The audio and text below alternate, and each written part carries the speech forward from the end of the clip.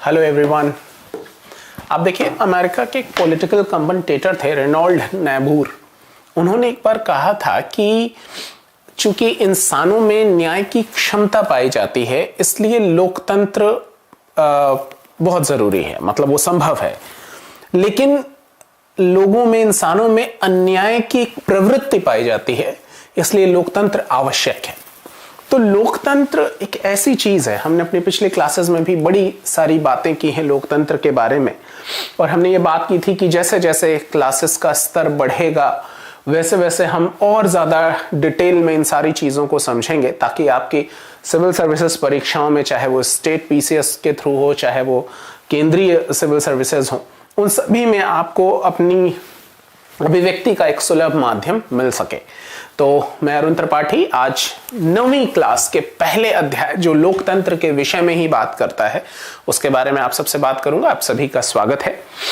Okay, तो आज चूंकि हम अपनी क्लास में एनसीईआरटी समरी कोई डिस्कस नहीं करते, एनसीईआरटी ही डिस्कस कर लेते हैं लाइन बाय लाइन, ताकि आपका साथ में ये कॉन्फिडेंस भी बढ़ता रहे कि आप एनसीईआरटी से गो थ्रू हो गए। तो उसी प्रक्रिया के तहत आज हमारी जो अगली क्लास है, वो आज हम 9वीं क्लास पे पहुंच गए। आज पहला अध्याय है जिसको हमको डिस्कस करना है, और ये जो पहला अध्याय है, what is democracy and why democracy, बहुत इंपॉर्टेंट ये क्वेश्चन है। ये प्रश्न ही अपने आप में तमाम सारे आयाम खोल देता है कि लोकतंत्र क्या है, और लोकतंत्र क्या, मतलब क्या, कि क्यों है, मतलब क्यों चाहिए, व्हाई वी नीड डेमोक्रेसी, या लोकतंत्र क्या है, ये एक अलग चीज है। तो इन दोनों ही चीजों पर हमें विचार करना है। तो चलिए मिलके एक साथ बात करते हैं। और हम जिस कॉन्टेस्ट में बात कर रहे हैं, मैं फिर से एक बार बताऊं आपको कि अभी चूंकि हमारी ये प्रॉपर कॉन्स्टिट्यूशन की क्लासेस नहीं है, हम बात कर रहे हैं कि एनसीईआरटी क्या कहती है। तो आज हम एनसीईआरटी की 9वीं क्लास के पहले अध्याय के बारे में बात कर रहे हैं। तो ये क्या कहती है, पहले इंट्रोडक्शन से ये बात शुरू करता है कि लोकतंत्र क्या है, इसकी विशेषताएं क्या है। हम बहुत सरल परिभाषा से शुरू करते हैं, एनसीईआरटी की एक खासियत है, सरल परिभाषाएं से शुरुआत करते हैं, फिर हम बारी बारी से इन बिंदुओं का व्यवहारिक अर्थ जानेंगे। यहां हमारा उद्देश्य किसी भी सरकार के लोकतांत्रिक होने की न्यूनतम विशेषताओं को चिन्हित करना है। यह अध्याय पढ़ लेने के बाद हम लोकतांत्रिक और गैर लोकतांत्रिक शासन में अंतर कर सकते हैं। ये बहुत इंपॉर्टेंट है कि आप ये फिगर आउट कर पाएं कि कब आप किसी सिस्टम को डेमोक्रेटिक कहते हैं, कब वो डेमोक्रेटिक नहीं होता है। उन सभी तत्वों के बारे में आपका परिचित होना बहुत जरूरी है, क्योंकि कई बार जब आप, जो की पॉइंट्स होते हैं, जब आप परिभाषाओं के आधार पर चीजों को विचार करते हैं, तो कई बार हम उसकी चुनौतियों को नजरअंदाज कर देते हैं। तो जब आप दोनों पक्षों को बहुत ध्यान से समझते हैं, तो आप ये समझ पाते हैं, आपके अंदर ये एक क्षमता आ जाती है कि आपके पैरामीटर सेट होने के बावजूद भी आप उनकी चुनौतियों पर भी आपकी नजर जाती। एनसीईआरटी पढ़ने का एक ये बड़ा लाभ है, जो आपके अपनी अलग अलग परीक्षाओं में बहुत मदद करेगा। तो ये अध्याय के अंत में हम इस न्यूनतम लक्ष्य से आगे बढ़कर लोकतंत्र की बृहत्तर परिभाषा पर जाएंगे। ठीक है, छोटे से शुरुआत करेंगे और फिर इसको और डिटेल में समझेंगे। समकालीन दुनिया में, अभी जो कंटेम्परेरी वर्ड है, जो आजकल जो चल रहा है ये दुनिया में, लोकतंत्र ही सबसे लोकप्रिय शासन पद्धति है। पर ऐसा क्यों है? कौन सी चीज इसे दूसरी व्यवस्थाओं से बेहतर बनाती? क्या यही शासन की सर्वोत्तम व्यवस्था है? इन सवालों पर हम इस अध्याय के बाद वाले हिस्से पर खूब चर्चा करेंगे। आप देखिए, डेमोक्रेसी, जैसा कि मैंने बताया कि एक ऐसी व्यवस्था है जो लोगों के पार्टिसिपेशन के बारे में बात करती है। हमने पिछली क्लासेस में भी इसके बारे में बहुत डिटेल में डिस्कस किया था। लेकिन प्रश्न ये है कि यही व्यवस्था जरूरी क्यों है? क्या इसका महत्व है? क्या इसका कोई विकल्प नहीं है क्या? तो इन सारी बातों की समझ आपके पास होना बहुत जरूरी है, ताकि जब भी आप इन संदर्भ में, इन कॉन्टेक्स्ट में अपनी बात रखें, तो वो उसमें ग्रेविटी हो, वो प्रभावशाली हो। ठीक है, तो देखते हैं ये क्या कहता है।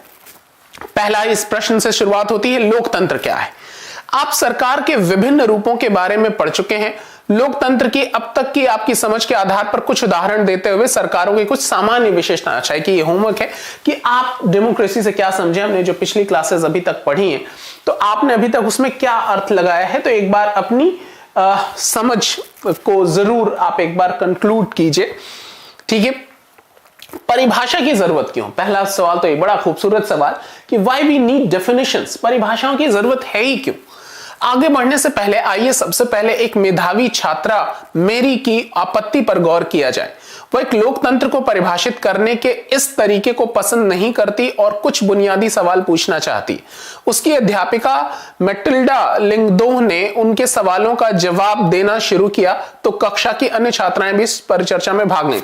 एनसीईआरटी की ये बड़ी खूबसूरत चीज है, आप देखिए कि अक्सर वो एग्जाम्पल जो देते हैं ये क्लासरूम का एक पिक्चराइजेशन है कि क्लासरूम में मेरी नाम की एक स्टूडेंट है जो अपनी टीचर से, उसकी टीचर जब उसको डेमोक्रेसी के बारे में बता रही हैं तो वो उसका ऐतराज इसी बात पे है कि ये एक निश्चित परिभाषाओं के तहत आप क्यों बात कर रहे हैं, ठीक है, क्यों जरूरत है हमको, और फिर बाकी स्टूडेंट्स भी उसका साथ देती हैं। तो इस कन्वर्सेशन के थ्रू ये सारी बातें समझाने का प्रयास कर रहा है। बहुत खूबसूरत है, आप भी इंजॉय कीजिए और पार्टिसिपेट कीजिए मेरी की क्लास में। मेरी ने कहा कि मैडम मुझे यह तरीका ठीक नहीं लगता, पहले लोकतांत्रिक व्यवस्थाओं के बारे में चर्चा किया और अब आकर हमें लोकतंत्र का मतलब जानने की कोशिश कर रहे हैं। हमने पिछली क्लासेस में बात भी की थी कि लोकतांत्रिक सरकारें क्या है, अब कह रहे हैं अब हम ये जानने, उसका मतलब जानने की कोशिश कर रहे हैं। मेरे कहने का मतलब है कि इस काम को ही हमें पहले करना था और पहले अध्याय वाली पढ़ाई, अब क्या ऐसा ठीक नहीं होता? यानी बच्ची ने ये पूछा कि भाई पहले आपने बता दिया लोकतांत्रिक सरकार, अब बात कर रहे हैं उसकी परिभाषा क्या है, तो परिभाषा वाली क्लास पहले ही कर लेते, बाद में लोकतांत्रिक सरकारों की बात करते। तो वैसे तो सवाल उसका जेन्युइन था। तो उसकी मैडम क्या कहती हैं आप देखिए इन सब चीजों को हम स्किप कर सकते हैं, लेकिन मैं चाहता हूं कि आप इस बार इनसे गो थ्रू हो जाए। इन एग्जाम्पल्स के थ्रू बड़ी सारी बातें आपके समझ में आ जाएंगी जो अक्सर हमारी सेल्फ स्टडीज में छूट जाती हैं, और मेरा यही प्रयास है कि इस वीडियो के माध्यम से आप लाइन बाय लाइन सारी चीजों से गो थ्रू हो जाएं। तो ये बहुत मदद करेगी आपको बहुत बड़ी क्लिष्ट चीजें, बहुत जो टफ चीजें उसको आसानी से समझने में। तो उसकी जो टीचर है वो रिप्लाई करती हैं कि तुम्हारी बातों में दम है, पर क्या हम अपने सामान्य जीवन में भी ऐसा नहीं करते? क्या हम कलम, बरसात या प्रेम जैसे शब्दों का उपयोग करने से पहले इनकी परिभाषा स्पष्ट करना जरूरी मानते हैं? जरा सोचो, क्या हमारे पास इन शब्दों की बहुत स्पष्ट सर्वमान्य परिभाषा है? शब्दों का उपयोग करके ही हम उनका अर्थ जानते हैं। बड़ी खूबसूरत बात, कितना अच्छा जवाब है। यानी ये कह रही हैं, जैसे उस बच्ची ने पूछा कि हम क्यों डेफिनेशन अब बात कर रहे, पहले ही कर लेना चाहिए था, तो उसने कहा कि देखो हम अपने दैनिक जीवन में भी तो ऐसे ही करते हैं। जैसे आप मान लीजिए पेन इस्तेमाल कर रहे हैं, तो आप पेन को बस पेन नाम से ही जान लेते हैं, आपको इसकी डेफिनेशन जानने की जरूरत नहीं है कि पेन की परिभाषा क्या है, ठीक है। ऐसे तमाम सारी चीजों, इन्होंने कहा कि चाहे बरसात हो रही है तो बरसात हो रही, तो बारिश हो रही है, पानी बरस रहा है, बस ये नाम बारिश ही अपने आप में सेल्फ एक्सप्लेनेटरी है, हमको उसकी डेफिनेशन पढ़ने जानने की आवश्यकता नहीं होती। तो हमारे बहुत सारे उपयोग की चीजें ऐसी हैं जिसमें हम बिना परिभाषा के इसको समझते हैं। फिर मेरी कहती है तो फिर हमें परिभाषा की जरूरत ही क्यों है जब हम नाम से ही चीजों को समझ लेते हैं? तो उसकी टीचर ये क्लियर करती हैं कि हमें परिभाषा की जरूरत तभी पड़ती है जब हम किसी शब्द का उपयोग करने में परेशानी होती है। हमें बारिश की परिभाषा की जरूरत तभी होती है जब हमें बूंदाबांदी और बादल फटने जैसी स्थिति और सामान्य बरसात में फर्क करना हो। लोकतंत्र पर भी यही बात लागू होती। कितना खूबसूरत जवाब आप देखिए, इन्होंने कितनी खूबसूरती समझाई। ये आपको भी सीखने की जरूरत है कि कैसे चीजें, मुश्किल चीजों को आसान तरीके से समझा जा सकता है। उन्होंने कहा कि ठीक है, पहली बात उन्होंने क्या कही कि देखो हर चीज की परिभाषा की आवश्यकता नहीं होती। उन्होंने एग्जाम्पल दिया कि जैसे बारिश है तो बारिश हो रही है, आपको उसकी डेफिनेशन जानने की जरूरत नहीं है, जस्ट एंजॉय द रेन। आप बारिश को एंजॉय कीजिए, बारिश हो रही है, पानी बरस रहा है। तो फिर जरूरत क्यों पड़ती है बारिश की परिभाषा की? उन्होंने कहा परिभाषा की जरूरत तब पड़ती है जब हमें कंपैरिजन करना होता है कि ये बारिश है, ये सामान्य बूंदाबांदी है कि बादल फट गया, कि बारिश, हम किस परिस्थिति में किसी को बारिश कहेंगे? क्या बादल फटना और बारिश एक जैसी है? तो ये कॉन्टेस्ट, अब ये संदर्भ बदल गया। अब यहां चूंकि दो चीजों के बीच में कंपैरिजन करना है, एक तुलना करनी है, ताकि आप सही संदर्भों में अपनी बात कह पाएं, सही शब्दों का उपयोग कर पाएं तुलनात्मक रूप से। तो यहां पर आपके पास क्लैरिटी जरूरी है। तो लोकतंत्र हम मोटे तौर पे समझ लेते हैं कि जनता का शासन है और हम अपनी बात आगे बढ़ा देते हैं, लेकिन कई बार अलग अलग संदर्भों में जब कुछ और शब्द आते हैं, अभी हम आगे चर्चा भी करेंगे, अलग अलग कॉन्टेक्स्ट में जब इस शब्द की बात करनी होती है तो हमारे दिमाग में बहुत क्लैरिटी होनी चाहिए कि व्हाट इज डेमोक्रेसी एक्चुअली, ठीक है, वास्तव में लोकतंत्र क्या है। तो ये थोड़ी सी बहुत जरूरी बात है जिसको ऐसे समझने की आवश्यकता है। हमें इसके लिए भी स्पष्ट परिभाषा की जरूरत है, क्योंकि लोग इस शब्द का प्रयोग अलग अलग अर्थों के लिए करते हैं। बहुत अलग अलग तरह की सरकारें भी खुद को लोकतांत्रिक ही कहती हैं। आप देखेंगे अभी सरकारों के अलग अलग प्रकार हैं जो सब ये क्लेम करते हैं साहब हम एक डेमोक्रेटिक गवर्नमेंट है। तो क्या वो वाकई गवर्नमेंट डेमोक्रेटिक गवर्नमेंट है? यानी वो की फीचर्स, वो की पॉइंट्स क्या होंगे जिनको आपके दिमाग में क्लियर होना बहुत जरूरी। और यूपीएससी या अलग अलग पीसेस स्टेट एग्जामिनेशन में, खासकर की मेंस एग्जामिनेशन का ये बड़ा फेवरेट टॉपिक है। Numbers of questions are there, ठीक है, बहुत सारे प्रश्न हैं, पूछे जा चुके हैं, बाकी आगे भी पूछे जाने की संभावना पूरी बनी रहती है। मेंस एग्जामिनेशंस में भी, एसए में भी, आपका यूपीएससी में पेपर 2 से बहुत सारे प्रश्न यहां से आते हैं। तो बहुत जरूरी है कि आप इसको बहुत ध्यान से समझें। ओके, अब यहां एक और बच्ची है रेबियांग, वो कहती है लेकिन हमें परिभाषा बनाने की जरूरत ही क्या है? एक दिन आपने हमें अब्राहम लिंकन का एक वाक्य सुनाया था, लोगों के लिए लोगों की और लोगों के द्वारा चलाने वाली शासन व्यवस्था ही लोकतंत्र है। मेघालय में हम स्वयं पर राज कर रहे हैं, इससे सभी लोग मानते भी हैं। हमें इसमें बदलाव करने की क्या जरूरत है? अब एक दूसरी बच्ची है, वो कहती है कि भाई लिंकन साहब का एक स्टेटमेंट था कि rule of people, for the people, by the people, तो हम उससे एग्री करते हैं, हमको बात समझ में आ गई कि लोकतंत्र का है, लोगों का शासन हो, लोगों के द्वारा और लोगों के लिए ही हो। यानी जब हम खुद अपने ही ऊपर अपने ही प्रतिनिधियों के माध्यम से शासन करते हैं तो व्यवस्था लोकतंत्र कहलाती है। तो ये बात तो तभी क्लियर हो गई। तो अब हम देखिए मेघालय, वो मेघालय की बच्चियां हैं, तो मेघालय में भी हम देखिए अपनी चुनी हुई सरकार से खुद के ऊपर शासन कर रहे हैं, बात तो बिल्कुल क्लियर है। तो हमको फिर से इसकी डेफिनेशन समझने की क्या जरूरत? ओके, तो उनकी टीचर जो लिंगदो मैडम है वो कहती हैं कि मैं ये नहीं कहती कि इसमें बदलाव करने की जरूरत है, मुझे भी ये परिभाषा बहुत सुंदर लगती है। जब तक हम इस मसले पर खुद से विचार न करें तब तक यह तय करना मुश्किल होगा कि लोकतंत्र की यही सर्वोत्तम परिभाषा है। हमें किसी चीज को सिर्फ इसी आधार पर स्वीकार नहीं कर लेना चाहिए कि किसी बहुत नामी गिरामी आदमी ने उसके लिए कुछ बहुत अच्छा कहा है या सभी लोग उसे सही मानते। बहुत ही खूबसूरत बात, और यहीं से लोकतंत्र की सीख आपके लिए शुरू हो जाती है। और ये आपके लिए भी बहुत जरूरी है कि आप इसको समझें। आप देखिए यहां ये कितनी अच्छी बात इन्होंने कही है कि ठीक है, ये परिभाषा लिंकन साहब की परिभाषा बहुत एप्रोप्रिएट लगती है, मैं खुद भी एग्री हूं, ठीक है, वो टीचर कहती हैं। लेकिन ये जरूरी नहीं कि किसी बड़े व्यक्ति ने कोई बात कह दी तो आप उसको एज इट इज मान लीजिए, ठीक है। क्या आपके अपने पैरामीटर्स हैं? क्या आपने उसको अलग संदर्भों में देखा है? तो ये बहुत जरूरी है कि आप उसको कंपेयर करें अलग अलग कॉन्टेक्स्ट में भी, तब जाके आप टोटलिटी से समझ पाते हैं, तब जाके आप उसके चैलेंजेस को भी समझ पाते हैं, उसके व्यवहारिक स्थिति को भी समझ पाते हैं। और ये आपको हैबिट डालनी ही पड़ेगी, क्योंकि आपके जो क्वेश्चंस आजकल आ रहे हैं यूपीएससी में, अलग अलग पीसीएस के एग्जाम्स में, वो बड़े इंटरलिंक क्वेश्चंस हैं। मैंने इसके बारे में भी आपको बताया है, अभी आगे बहुत डिटेल में बातें भी करनी, जब हम आंसर राइटिंग वगैरह का सेशन करेंगे तो इस पर बहुत जोर डालेंगे। तो उसकी जो सीख है वो आपको यहीं से मिलनी शुरू हो जाती है, ठीक है। अच्छा, फिर ये आगे कहती हैं कि मैडम क्या मैं कुछ कह सकती हूं? एक तीसरी बच्ची होती है योलांदा, वो कहती है कि क्या मैं कुछ कह सकती हूं? हमें कोई परिभाषा तलाशने की जरूरत नहीं है। मैंने कहीं पढ़ा है कि डेमोक्रेसी यूनानी शब्द के डेमोक्रेशिया से बना है। यूनानी में डेमोस का अर्थ होता है लोग और क्रेशिया का अर्थ होता है शासन। इस प्रकार डेमोक्रेसी अर्थात लोकतंत्र का अर्थ है लोगों का शासन, यही सही अर्थ है। फिर परिभाषा की क्या जरूरत? आप देखिए सवाल जवाब के पैटर्न में आपको कितनी सारी इंफॉर्मेशन भी दे दिया। एक फैक्ट दे दिया लिंकन साहब का statement, rule of people, for the people, by the people.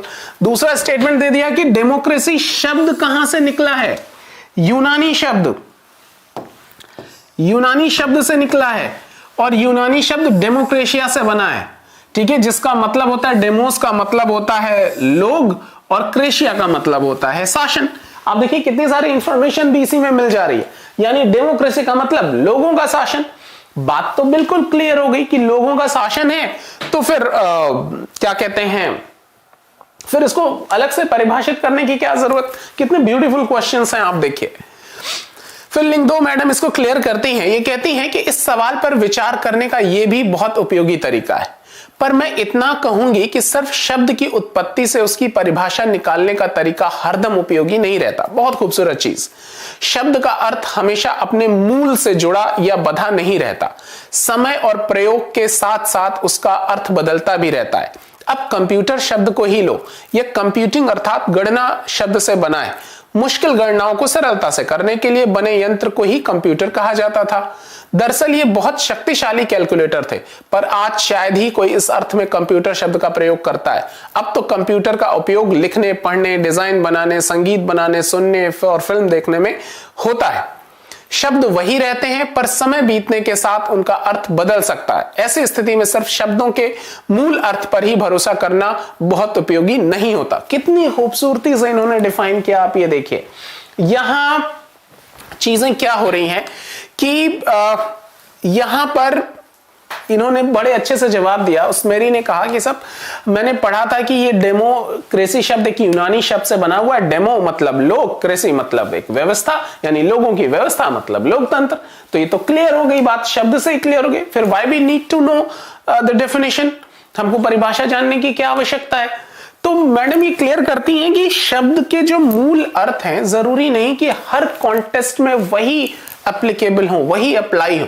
और उन्होंने कितना खूबसूरत एग्जांपल दिया, जैसे कंप्यूटर शब्द है, तो कंप्यूटर शब्द का मतलब है कंप्यूट करना, गणना करने वाला। कंप्यूटर को अगर हिंदी में कहेंगे तो हम कहेंगे गणक। तो ये बहुत बड़ी बड़ी गणनाओं को, बहुत बड़े बड़े कैलकुलेशन को बहुत इजीली, बहुत आसान तरीके से कर लेता है। तो कंप्यूटर शब्द का जो लिटरल मीनिंग है वो है गणना करने वाला, कैलकुलेटर एक तरीके का। लेकिन क्या आज कंप्यूटर को हम कैलकुलेटर के तौर पर ही देखते हैं? नहीं, वो तमाम सारे काम, लगभग सारे काम वो कर लेता है। वो डिजाइनिंग का काम कर लेता है, मूवी देखने का काम आता है, कैलकुलेशन में भी काम आता है, दुनिया भर के काम कंप्यूटर कर लेता है। तो कंप्यूटर शब्द का मतलब तो केवल कैलकुलेशन करना है, लेकिन क्या कंप्यूटर का हम इस्तेमाल केवल कैलकुलेटर के ही संदर्भ में करते हैं? नहीं, अलग अलग संदर्भों में, अलग अलग कॉन्टेक्स्ट में करते हैं। तो मूल शब्द बेसिक चीज को समझने में मदद तो करते हैं, लेकिन ये हर कॉन्टेक्स्ट में एप्लीकेबल हो ये जरूरी नहीं। कितनी खूबसूरती से इन्होंने समझाया, आप देखिए। फिर यहां फिर मेरी कहती है, मैडम आपके कहने का मतलब यह है कि इस विषय पर खुद सोचने का कोई शॉर्टकट नहीं है, हमें इसके अर्थ पर गौर करना ही होगा और इसकी परिभाषा गढ़नी ही होगी। मैडम कहती है एकदम सही, इसलिए आओ अब ये काम कर ही डालें। मतलब बच्चों ने सरेंडर कर दिया कि मतलब आप ये मानना ही पड़ेगा कि नहीं साहब, हमको डेफिनेशन समझनी, जो हम जानते हैं वो पर्याप्त नहीं है, अब हमको इस पर डिस्कशन करना ही पड़ेगा, एक बार फिर से विचार करने की जरूरत है ही। और मैडम कहती हैं बिल्कुल, और चलो इस काम को निपटा ही लें। तो चलिए हम आप भी इस काम को निपटा ही लेते हैं, आज समझ ही लेते हैं कि ये डेमोक्रेसी है क्या। ठीक है, ओके। अब आ जाइए, यहां कुछ एक्सरसाइजेस हैं, इनको स्किप करते हैं। अब आइए एक सरल परिभाषा, ये क्या है इसको समझते हैं। आइए उस चर्चा पर फिर से गौर करें जो खुद को लोकतांत्रिक बताने का दावा करने वाली सरकारों के बीच समानताओं और असमानताओं से जुड़ी थी। अब एक बार फिर से आप सोचिए, और अपनी सरकार, आप जिन भी जगहों पर हैं, चाहे अपनी स्टेट गवर्नमेंट या अपनी सेंट्रल गवर्नमेंट को ही ध्यान में रखकर आप चीजों को देखेंगे, ज्यादा बेहतर आपके समझ में आएगा। तो आप कमियां और बेनिफिट्स, इन सारी चीजों को ज्यादा हाईलाइट कर पाएंगे। तो यहां ये थोड़ा सा इसको जूम कर दूं मैं, ये शायद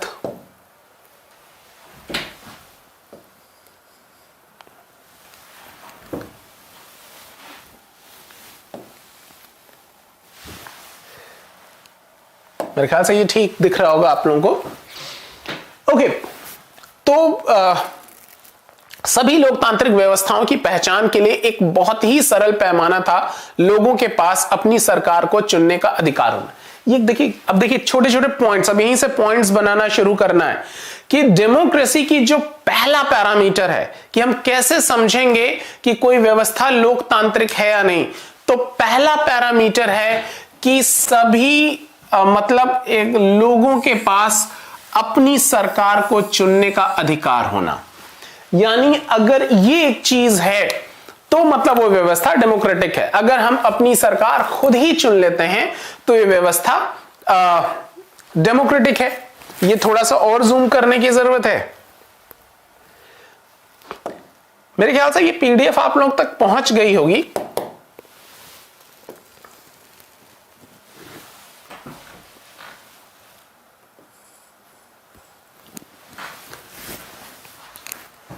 ठीक है, अब ये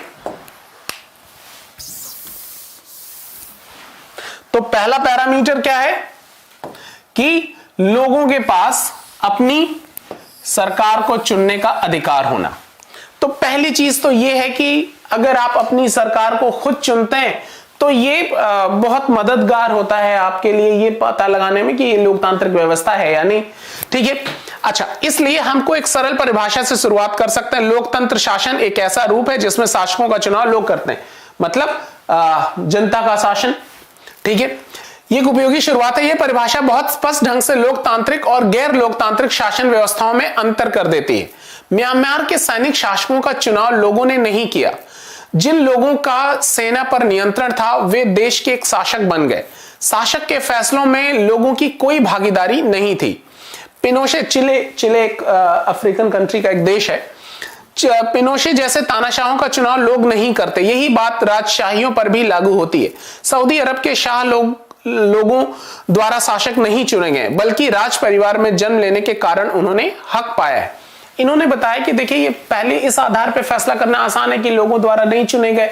उन्होंने सऊदी अरेबिया का एग्जाम्पल लिया, म्यांमार का एग्जाम्पल लिया, परवेज मुशर्रफ के समय पाकिस्तान में था। ठीक है, ये सारे लोग जनता के द्वारा चुने नहीं गए। ये या तो उन्होंने सत्ता हासिल की, सत्ता परिवर्तन करके, सैन्य हस्तांतरण करके, या फिर राज परिवार का सदस्य होने के नाते।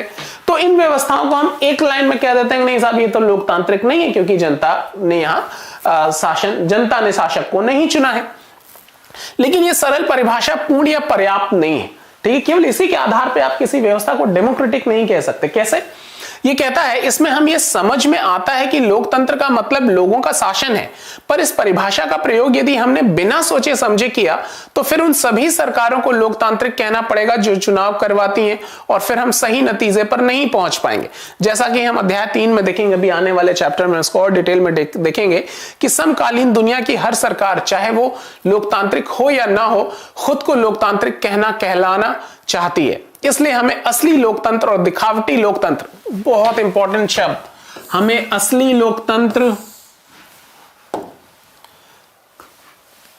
लोकतंत्र और दिखावटी लोकतंत्र वाली सरकारों के बीच सावधानी पूर्वक फर्क करना होगा। ये बहुत जरूरी है। कई बार हम जो पैरामीटर्स होते हैं वो क्या हमें सही रिजल्ट्स दे रहे हैं, ये बहुत जरूरी है कि इस बात को आप समझें। ठीक है, तो यहां ये कैसे पता चलेगा? आपने ये कह दिया कि जनता अगर अपनी सरकारों को खुद चुनती है तो लोकतांत्रिक है। तो कह रहा है कि अभी बहुत सारे दुनिया में ऐसे बहुत सारे देश हैं जहां सरकारें खुद को लोकतांत्रिक क्लेम करती हैं, आप ये पसंद करती हैं कि लोग उनको डेमोक्रेटिक गवर्नमेंट कहें, लेकिन वाकई ऐसा नहीं है। ठीक है, ये फर्क होना बहुत जरूरी है। ये काम हम तब कर पाएंगे जब हम इस परिभाषा के एक एक शब्द को सावधानी से समझें और लोकतांत्रिक सरकार की विशेषताओं को जानें। ठीक है, जान लेते हैं। यहां कुछ एग्जाम्पल हैं, ये कार्टून वगैरह, ये बहुत इंपॉर्टेंट कार्टून होते हैं, जरूर एक बार आप देखिएगा, बहुत सारी चीजें समझने में मदद करते हैं। ये कहता है, हमने इस सरल परिभाषा के साथ शुरुआत की कि लोकतंत्र शासन का एक रूप है जिसमें जनता शासकों का चुनाव करती है। इसमें अनेक सवाल उठ खड़े होते हैं। इस परिभाषा के अनुसार शासक कौन है, बहुत इंपॉर्टेंट। ठीक है, किसी सरकार को लोकतांत्रिक कहे जाने के लिए उसके लिए किन अधिकारियों का चुना हुआ होना आवश्यक है। लोकतंत्र में कौन से फैसले हैं जो बिना चुने हुए अधिकारी भी ले सकते हैं। ये बहुत इंपॉर्टेंट, आप इसको ऐसे समझिए कि जब आप ये कहते हैं लोकतंत्र,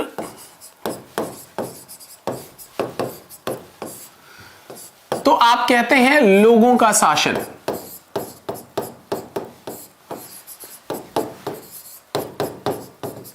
रूल ऑफ पीपल। अब यहां ये एक तो ये लोग, ये कौन है? शासन से आप क्या मतलब निकालते हैं? ये बहुत इंपॉर्टेंट चीजें हैं जिसको आपको समझने की आवश्यकता है। तो यहां ये कह रहा है सबसे पहले तो शासक कौन है ये आपको समझने की जरूरत होती।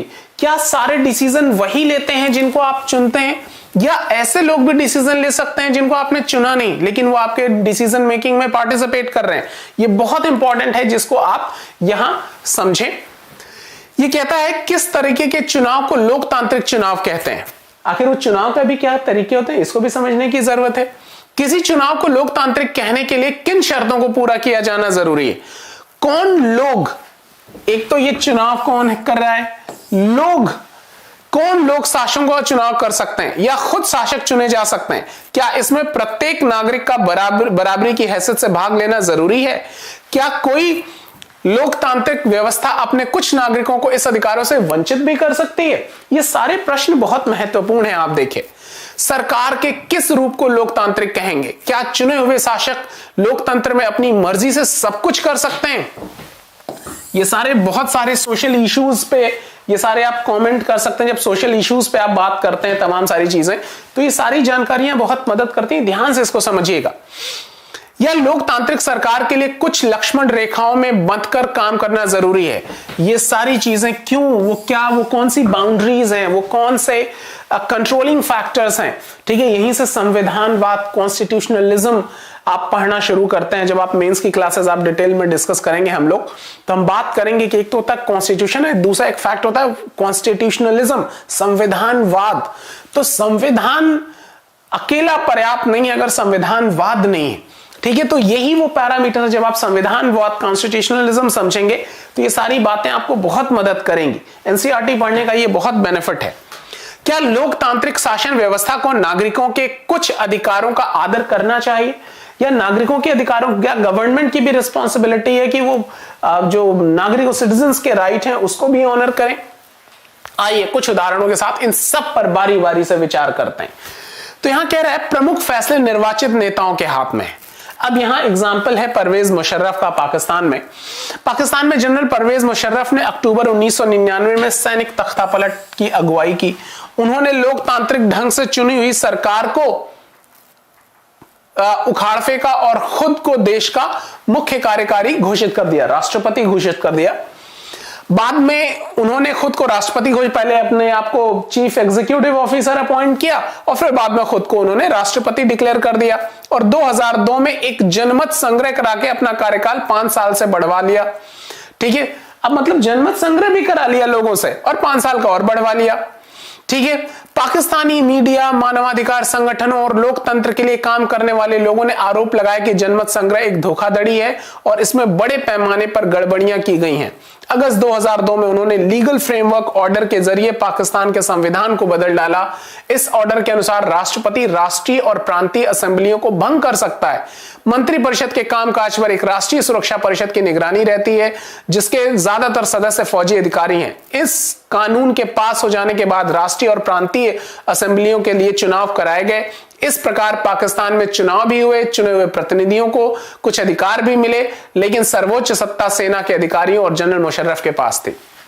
अब आइए, यानी जो पहला पैरामीटर था कि जनता, लोकतंत्र के लिए बहुत आवश्यक है कि जनता ही अपने प्रतिनिधियों को चुने, अपने शासक को चुने।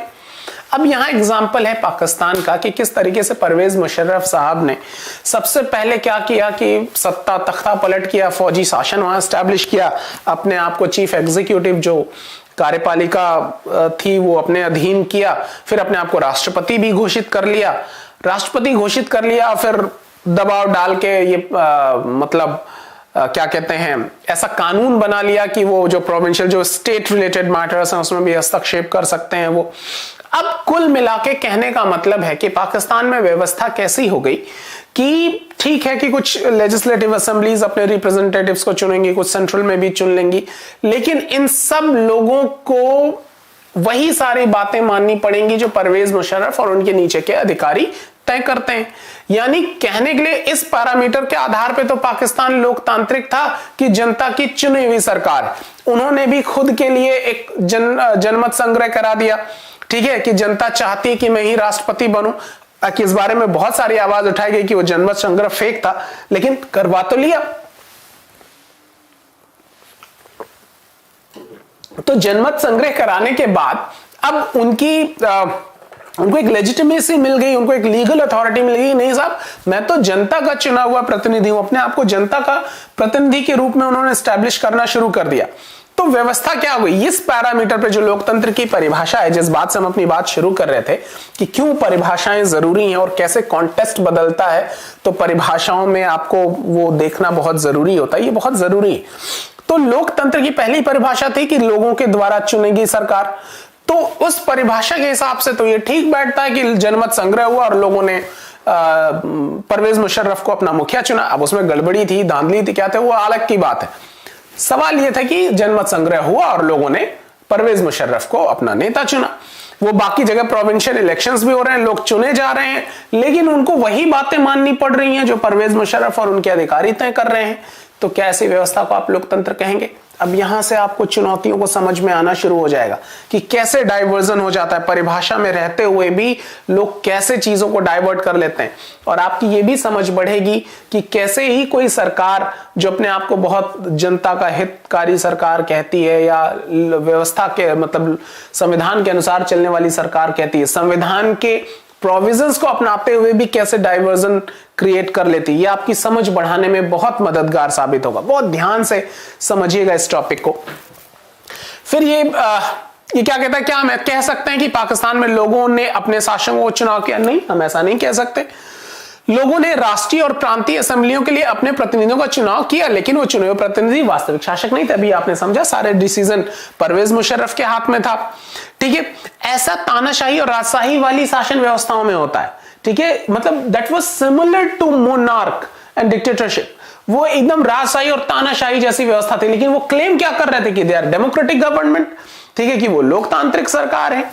ठीक है, अच्छा, संसद और सरकार, तो अब ऐसी सरकारों में आप देखिए इस रूप से वहां औपचारिक रूप से चुनी सरकारों में संसद और सरकार तो होती है, पर असली सत्ता उन लोगों के हाथ में होती है जिन्हें जनता ही नहीं चुनती।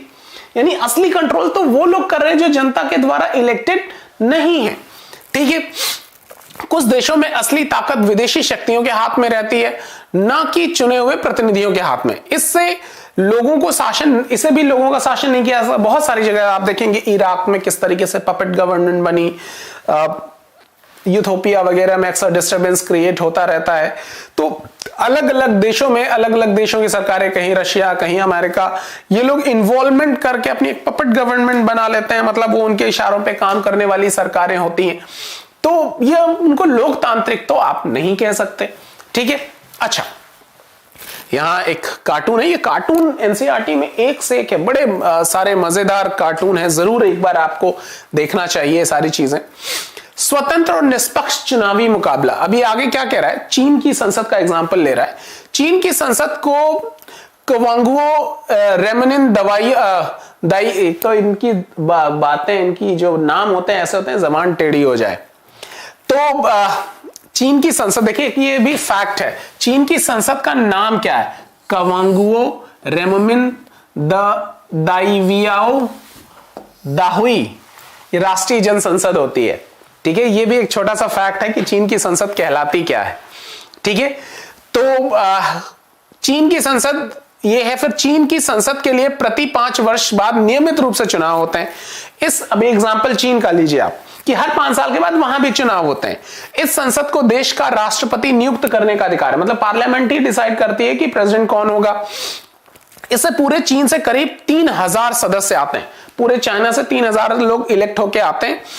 इन कुछ सदस्यों का चुनाव सेना भी करती है, कुछ लोगों को सेना भी वहां चुनती है। चुनाव लड़ने से पहले सभी उम्मीदवारों को चीनी कम्युनिस्ट पार्टी से मंजूरी लेनी पड़ती है। यहां से आ गया पेंच, यानी 3000 लोग पूरे चाइना से चुनकर आएंगे, लेकिन जो भी चुनाव लड़ेगा उसको चाइनीज कम्युनिस्ट पार्टी से परमिशन लेनी पड़ेगी। अब यहां डेमोक्रेसी पे सवाल आना शुरू हो गया। 2002-3 में हुए चुनाव में सिर्फ कम्युनिस्ट पार्टी और उससे ही संबंध कुछ छोटी पार्टियों के सदस्यों को ही चुनाव लड़ने की अनुमति मिली। सरकार सदा कम्युनिस्ट पार्टी की ही बनती। क्या आप लोकतांत्रिक व्यवस्था कहेंगे इसको? अब वो वाला पैरामीटर तो फिक्स होता है, जनता की चुनी हुई सरकार है, लेकिन किसी दूसरी सरकार को मौका ही नहीं मिला। भारत से तुलना कीजिए, भारत में हर व्यक्ति को आप प्रस्तावना पढ़ेंगे तो कहता है कि हम न्याय देने की बात करते हैं, राजनीतिक न्याय देने की बात करते हैं। राजनीतिक मतलब हम अपनी राजनीतिक व्यवस्था में प्रत्यक्ष अप्रत्यक्ष भागीदारी कर सकते हैं। चाहे तो आप चुनाव लड़के पार्टिसिपेट कर लीजिए डायरेक्ट रूप से, या वोट देकर इनडायरेक्ट रूप से पार्टिसिपेशन कीजिए, कोई फर्क नहीं पड़ता आपकी जाति धर्म क्या है। हमने अलग अलग क्लासेस में इसको थोड़ा बहुत समझा भी है। तो हमारे देश में तो कितनी नंबर्स ऑफ पार्टीज भी है, अलग अलग क्षेत्रीय पार्टियां हैं, कोई राष्ट्रीय पार्टियां हैं, सब लोग पार्टी बना के चुनाव, नहीं कोई पार्टी निर्दलीय चुनाव लड़ रहे हैं। तो ये सारी व्यवस्था है, किसी पर्टिकुलर पार्टी से परमिशन है। असली लोकतंत्र के जो गुण हैं वो कैसे डिफरेंशिएट आप कर पाएंगे, आप देखिए। तो चाइना में ठीक है, हर 5वें साल पे वहां इलेक्शन होता है वहां की पार्लियामेंट का, पूरे देश से 3000 लोग चुन के आते हैं, लेकिन चुनाव वही लड़ेगा जो कम्युनिस्ट पार्टी जिसको परमिट करेगी। ठीक है, अच्छा 1930 में आजाद होने के बाद मैक्सिको में मैक्सिको का एग्जांपल है, 1930 में वो आजाद होने के बाद मैक्सिको में हर 6 वर्ष बाद राष्ट्रपति चुनने का चुनाव कराए जाते हैं। देश में कभी भी फौजी शासन या तानाशाही नहीं आई, लेकिन 2000 में सन 2000 तक हर चुनाव में पीआरआई इंस्टीट्यूशनल रिवोल्यूशनरी पार्टी नाम की एक पार्टी को ही जीत मिलती थी। विपक्षी दल चुनाव में हिस्सा लेते थे पर कभी उन्हें जीत हासिल नहीं होती थी। चुनाव में तरह तरह के हथकंडे अपनाकर हर हाल में जीत हासिल करने के लिए पीआरआई कुख्यात थी। सरकारी दफ्तरों में काम करने वाले सभी लोगों के लिए पार्टी की बैठकों में जाना अनिवार्य था। सरकारी स्कूलों के अध्यापक अपने छात्र छात्राओं के मां बाप से भी पीआरआई के लिए वोट देने को कहते थे। मीडिया भी जब तक विपक्षी दलों की आलोचना करने के अलावा उनकी गतिविधियों को नजरअंदाज ही करती थी। कई बार एकदम अंतिम क्षणों में मतदान केंद्रों में एक जगह से हटाकर दूसरी जगह कर दिया जाता था, जिससे अनेक लोग वोट ही नहीं डाल पाते थे। पीआरआई अपने उम्मीदवारों को चुनाव अभियान पर काफी पैसे खर्च करती थी। क्या हम ऊपर वर्णित चुनाव को लोगों द्वारा अपना शासक चुनने का उदाहरण मान सकते हैं? ठीक है, आप देखिए मैक्सिको का एग्जांपल भी दिया कि कैसे 1930 में आजादी हुआ और उसके बाद से पीआरआई की सरकार बनती रही। पीआरआई एक पार्टी है वहां, और हर बार उसी की सरकार बनती थी। विरोधी लोग जो विपक्षी थे उनको मौका ही नहीं मिल पाता था। उन्होंने अपनी ताकत का इस्तेमाल करके जो भी संस्थान हैं, यहां तक कि स्कूलों तक को इन्वॉल्व कर लिया। टीचर्स अपने स्टूडेंट्स के पेरेंट्स से बात करते थे कि साहब आप इसी पार्टी को वोट कीजिएगा। तो सोचिए पूरा तंत्र जब लग जाएगा किसी एक ही को जिताने, आप टीवी पे केवल एक ही पार्टी की बात सुनिए। ठीक है, यहां अगर आदित्यनाथ जी डिक्लेयर करते हैं कि मैं गोरखपुर से चुनाव लड़ेंगे तो टीवी कहता है ये तो मास्टर स्ट्रोक है। जब अखिलेश यादव कहेंगे मैं फला यहां से चुनाव लड़ूंगा, सेफ सीट ढूंढ रहे हैं। तो ये कई बार भाषा ऐसी होती है। तो भाषा हमेशा न्यूट्रल होनी चाहिए, किसी के पक्ष या विपक्ष में नहीं होती। पब्लिक विल डिसाइड, लेकिन सब कॉन्शियस में ये मीडिया डाल देती है चीजों को। ये सारे इस्तेमाल है। इसी तरीके से जो संस्थाएं हैं, चाहे वो संवैधानिक संस्थाएं हो या गैर संवैधानिक संस्थाएं, इनको भी अगर टूल के रूप में इस्तेमाल किया जाना शुरू कर दिया जाएगा तो फिर ये एकदम से प्रभाव बदल देती है। तो ये बहुत जरूरी हो कि ये निष्पक्ष होने चाहिए। मैक्सिको में भी कहने के लिए तो जनता के द्वारा चुनी हुई सरकार है, लेकिन क्या इसको आप लोकतांत्रिक सरकार कहेंगे? Obviously not. ठीक है, अब आपको मेरे ख्याल से क्लियर हो रहा होगा कैसे किस तरीके से डेफिनेशन में भी पेच होते हैं। डिफाइन है, बिल्कुल ठीक डिफाइन है, लेकिन अगर उसके वो तत्व उसके अंदर नहीं है तो फिर आप उसको ठीक से लोकतांत्रिक व्यवस्था नहीं कर पाएंगे। और यही सारी चीजें जब आपसे चुनौतियों के विषय में लिखा जाता है तो ये सारे पॉइंट्स आप वहां पर हाईलाइट कर सकते हैं। ठीक है, ओके। अब लोगों के सामने कोई वास्तविक और गंभीर विकल्प ही नहीं होता। भाई जब कोई ऑप्शन ही नहीं है तो कोई कैसे चुनेगा? लोगों को शासक दल या उसके द्वारा स्वीकृत उम्मीदवारों को ही वोट देना होता है। क्या हम इसके मनपसंद चुनाव कह सकते हैं? और ये थोड़ी बहुत हमारे देश में भी ये शासन व्यवस्था है। आप देखिए एक बड़ी व्यवस्था है साहब, एक नाग नाग दूसरे सांप नाच, चुने किसको? ठीक है, वही 2-3 पार्टियां हैं। उत्तर प्रदेश का चुनाव है, वही जो पहले चेहरे थे, पहले जिनसे नाराज होकर सत्ता बदली थी, अब इनसे नाराज होकर दोबारा उन्हीं को मौका देने की बात हो रही। कोई विकल्प ही नजर नहीं आ रहा। तो कई बार ये विकल्पहीनता भी एक गंभीर समस्या होती है लोकतंत्र के लिए। जब आप अपनी चुनावी प्रणाली की बात करेंगे अपने एग्जाम्स में तो आप इन पॉइंट्स का उल्लेख करेंगे। जब डेमोक्रेसी के लिए चैलेंजेस की बात करेंगे तो ये पॉइंट बहुत महत्वपूर्ण हो जाते हैं कि जनता की सहभागिता कैसे सुनिश्चित होगी अगर हमारे सामने विकल्प कम है। तो विकल्पों के बढ़ने से लोकतंत्र मजबूत होता है। ये बहुत इंपॉर्टेंट चीज है जिसको समझे जाने की जरूरत है। ठीक है, ओके। अब यहां मैक्सिको के मामले में ऐसा लगता है कि कहने का कोई विकल्प होते हुए भी, मतलब कहने के लिए तो है विपक्षी, लेकिन उनको मौका ही नहीं देते। किसी भी तरह वहां शासक दल को पराजित नहीं किया जा सकता था, लोगों के चाहने पर भी नहीं। वहां हुए चुनाव निष्पक्ष नहीं थे। इस प्रकार अब हमें लोकतंत्र की अपनी समझ में एक अन्य विशेषता या गुण जोड़ सकते हैं कि लोकतंत्र के लिए सिर्फ चुनाव कराना ही पर्याप्त नहीं होता, चुनाव में एक से ज्यादा असली राजनीतिक विकल्पों को चुनने की स्थिति भी होनी चाहिए। लोगों के पास यह विकल्प रहना चाहिए कि वह चाहे तो शासक दल को गद्दी से उतार दें। इस प्रकार लोकतंत्र निष्पक्ष और स्वतंत्र चुनाव पर आधारित होना चाहिए। हमने अभी भी बात की कि जब तक जनता के हाथ में यह विकल्प नहीं होगा, ये ऑप्शंस नहीं होंगे कि वी विल डिसाइड कि कौन हमारा रूलर होगा, जो सत्ता में है उनके मन में भी ये प्रेशर होना चाहिए कि जनता हमें वो हटा सकती है कुछ निश्चित कार्यकाल के बाद। ये जो परंपरा है, ये जो प्रेशर है, ये जनता की असल ताकत है। तो जितने विकल्प आपके पास रहेंगे, लोकतांत्रिक व्यवस्था उतनी ही मजबूत होगी और जो भी शासक वर्ग है उनके ऊपर उतना ही दबाव जनता का हो पाएगा, जो कि जनता के हितों को और ज्यादा मजबूत करेगा। ठीक है, तो यहां से पहली चीज तो आपने क्या सीखा, पहला पॉइंट, इस पॉइंट को हाईलाइट करने की जरूरत है कि लोकतंत्र की जो पहला पॉइंट है कि सरकार जनता के द्वारा चुनी होनी चाहिए। उसके भी एग्जाम्पल आपने देख लिए कि किस तरीके से चाइना या मैक्सिको जैसे एग्जाम्पल है, या परवेज मुशर्रफ का एग्जाम्पल लिया गया। इन लोगों ने अपने आप को जनता का प्रतिनिधि तो कहवा दिया, लेकिन क्या वो वाकई प्रतिनिधि थे? तो यहां से आपके सामने एक तरीके का पॉइंट क्या आता है कि नहीं साहब, हमारे पास जनता के पास विकल्प होने बहुत आवश्यक हैं। फिर आगे क्या कहता है, एक व्यक्ति एक वोट का बहुत जो यूनिवर्सल फ्रेंचाइज है हमारी, इसका बहुत ही ज्यादा महत्व है जिसको समझे जाने की जरूरत है। तो ये कहता है कि पहले हमने पढ़ा है कि किस तरह लोकतंत्र के लिए होने वाला संघर्ष सार्वभौम वयस्क मताधिकार के साथ जुड़ा था। हमने ये बात समझी थी कैसे यूरोप में महिलाओं को बाद में मौका दिया, आजाद होने के लगभग 100 साल के बाद अमेरिका में आया, यूरोप में देरी से हुआ, हमारे देश में आजाद होने के साथ ही हमने महिलाओं को भी अधिकार दिया। पहले कैसे केवल पढ़े लिखे संपत्ति वाले लोग ही वोट डाल सकते थे। तो ये सारी बातें हमने पहले भी की थी। अच्छा, अब इस सिद्धांत को लगभग पूरी दुनिया ने मान लिया है, पर किसी व्यक्ति को मतदान देने के समान अधिकार से वंचित करने के उदाहरण भी कम नहीं। मतलब ये तो ठीक है कि एक व्यक्ति एक वोट, ठीक है, लेकिन ऐसे भी एग्जाम्पल की कमी नहीं है जहां किसी व्यक्ति को अपने इस अधिकार से रोका जाए। आइए समझते हैं। ये कहता है 2015 तक सऊदी अरब में औरतों को वोट देने का अधिकार नहीं था। अब 2015 तक, अभी हाल तक ही वहां महिलाएं वोट नहीं कर सकती थी, उनके विचार का कहीं कोई मतलब ही नहीं था। एस्टोनेशिया, ये अलग अलग एग्जाम्पल हैं, आप देखिए, ये आपकी समझ को और बढ़ाने में मदद करेंगे। जब आप भारत के बारे में बात करते हैं खास करके, तो आपके सामने तमाम सारे कंपैरिजन क्रिएट होने शुरू हो जाएंगे। ये सारी चीजों को बहुत जरूरी है कि आप ध्यान से समझें।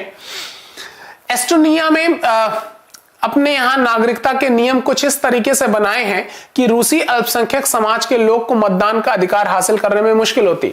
मतलब एस्टोनिया में अगर कोई रूस से आया हुआ है तो वो वोट देने का अधिकार बहुत मुश्किल से उसको मिलता है।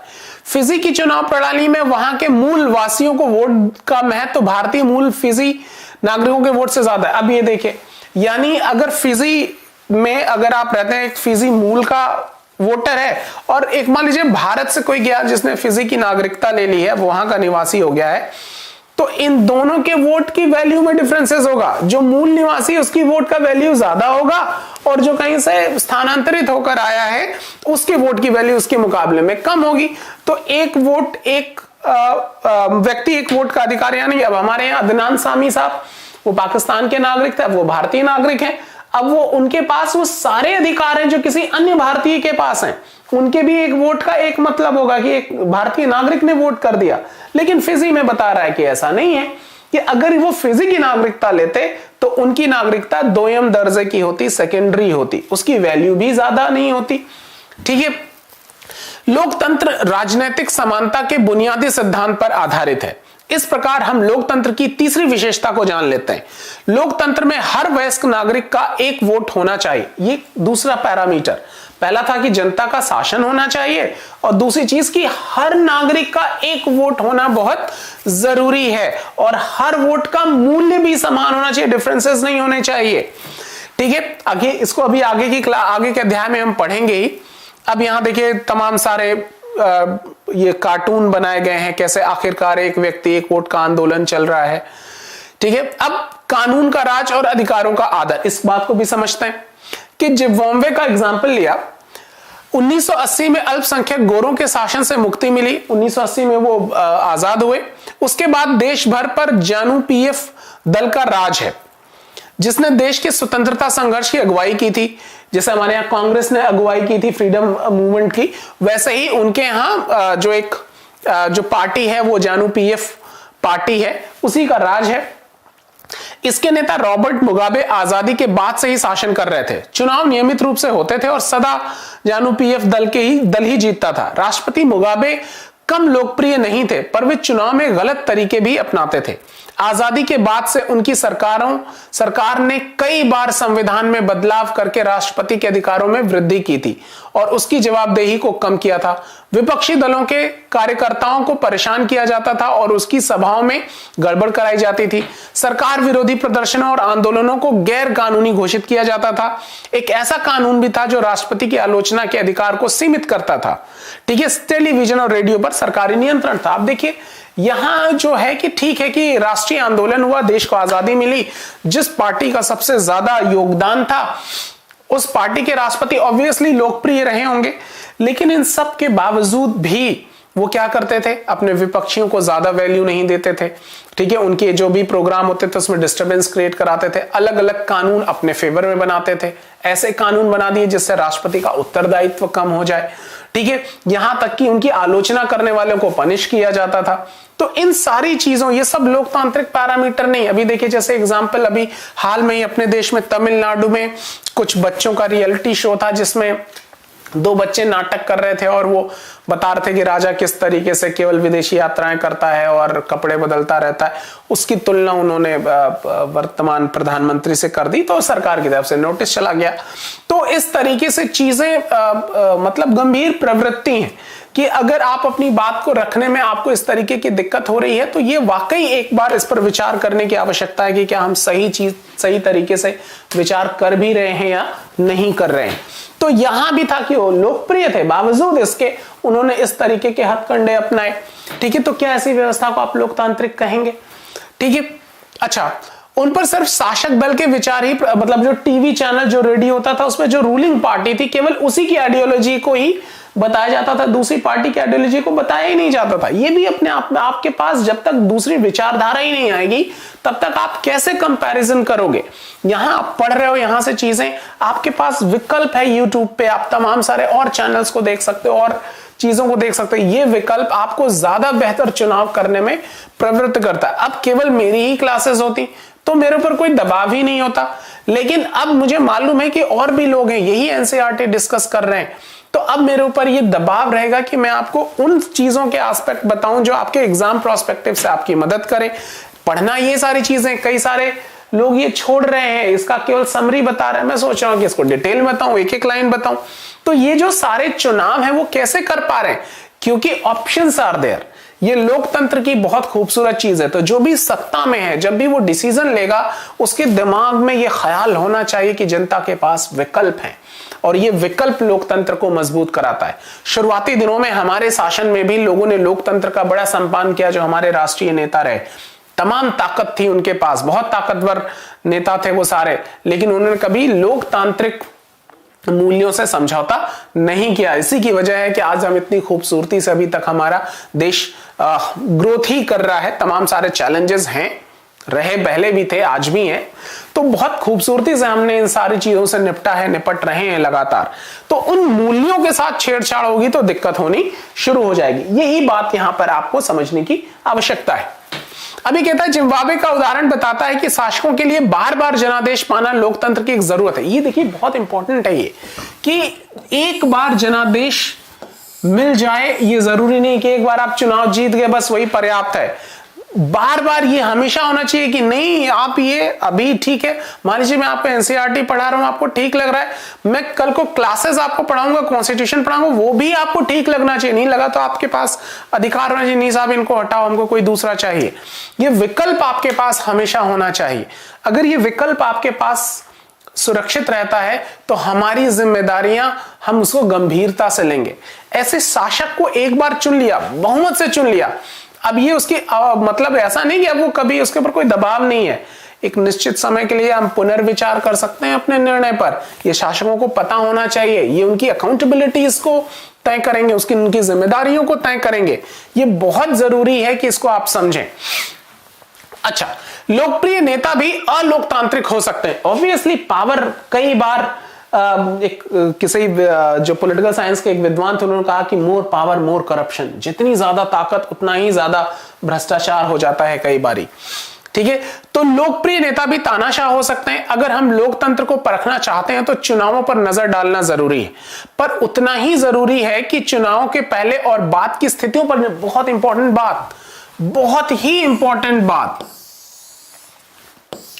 ये तो मतलब $1 मिलियन बात है जो आप सभी को एक नागरिक की हैसियत से दिमाग में रखनी चाहिए कि आप जब भी लोकतांत्रिक व्यवस्था को अपने पैरामीटर से कैलकुलेट कर रहे हैं तो आप एक तो ये देखिए कि चुनाव में किस तरीके का फेयरनेस है, क्या वो निष्पक्ष है कि नहीं, बाकी लोगों को मौके मिल रहे हैं कि नहीं, उनको अपनी बात रखने का अवसर है या नहीं है।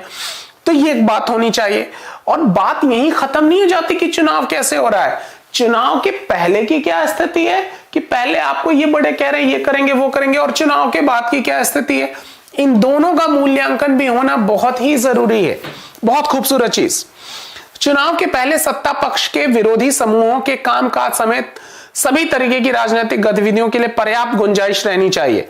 इसके लिए जरूरी है कि सरकार नागरिकों को कुछ बुनियादी अधिकारों का आदर करे, उनको सोचने की, अपनी राय बनाने की, सार्वजनिक रूप से अपने विचार व्यक्त करने की, संगठन बनाने की, विरोध करने की, अन्य राजनीतिक गतिविधियां करने की स्वतंत्रता होनी चाहिए। ये सब आप पढ़ेंगे, आपका संविधान आपको मौलिक अधिकार देता है आर्टिकल 19 के तहत। ठीक है, अलग अलग उसके ABCD करके आप देखेंगे। आपको संघ बनाने का अधिकार है, अभिव्यक्ति का अधिकार है, आप मीटिंग्स कर सकते हैं, ये सब मौलिक अधिकार हैं, आपके फंडामेंटल राइट्स हैं और ये अधिकार बने होना चाहिए। जो भी सत्ता में है इन अधिकारों का सम्मान करना बहुत जरूरी है उनके लिए। ठीक है, तो अगर कहीं इस पर चोट पहुंच रही है तो फिर आप समझ लेंगे कि ये लोकतांत्रिक व्यवस्था पे, लोकतांत्रिक मूल्यों पर चोट पहुंच रही है। ठीक है, कानून की नजर में सभी लोगों की समानता होनी चाहिए। कई बार हम बात कर चुके हैं, आर्टिकल 14, कहीं कोई डिफरेंसेस, कोई इनइक्वालिटीज नहीं होनी चाहिए दो लोगों के बीच में।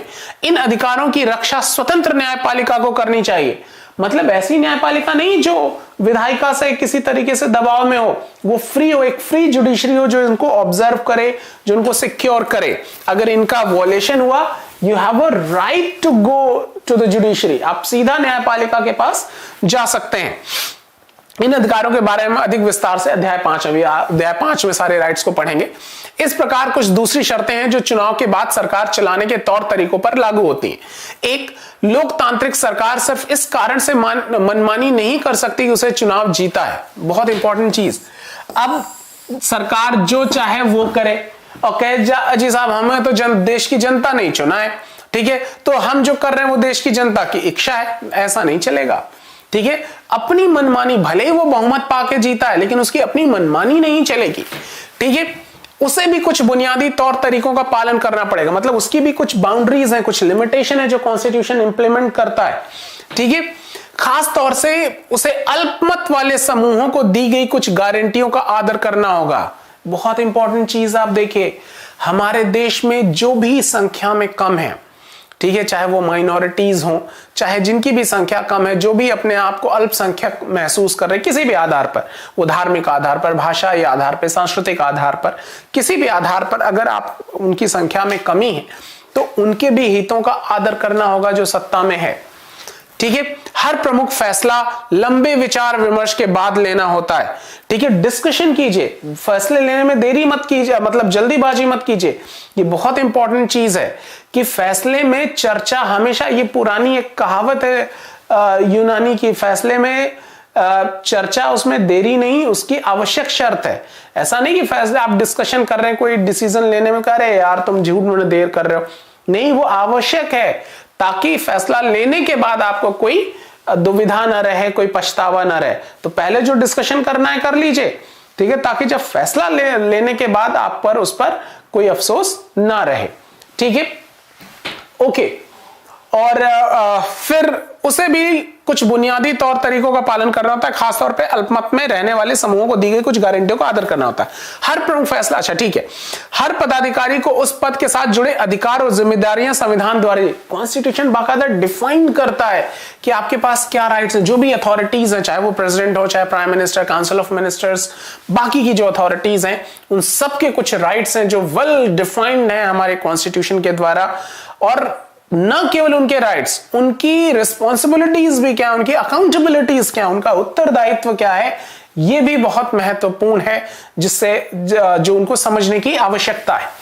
फिर ये कहता है ये सभी न सिर्फ जनता के प्रति उत्तरदायी हैं, बल्कि अन्य स्वतंत्र अधिकारियों के प्रति भी उनकी जवाबदेही होती है। इसके बारे में हम ज्यादा विस्तार से अध्याय 4 में पढ़ेंगे। इस प्रकार हम लोकतंत्र की चौथी और अंतिम विशेषता को रेखांकित कर सकते हैं कि एक लोकतांत्रिक सरकार संवैधानिक कानूनों और नागरिक अधिकारों द्वारा खींची गई लक्ष्मण रेखाओं के भीतर ही काम करती है। इसी को कहते हैं संविधान, विधि का शासन, विधि का शासन, रूल ऑफ लॉ, और इसी को कहते हैं संविधानवाद।